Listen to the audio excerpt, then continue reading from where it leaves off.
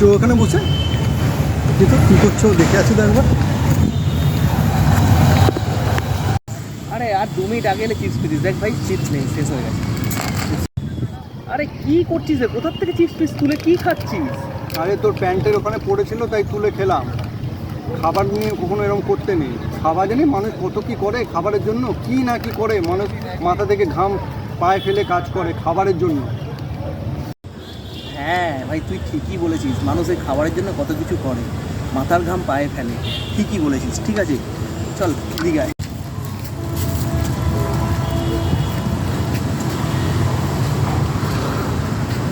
এই নে চিপসের প্যাকেট খুলতে গিয়ে দুটো পড়ে গেছে।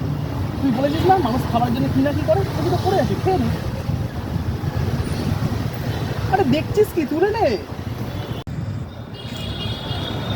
তা বলে আমি রাস্তা থেকে তুলে খাবো? কি বলতে চাইছিস তুই?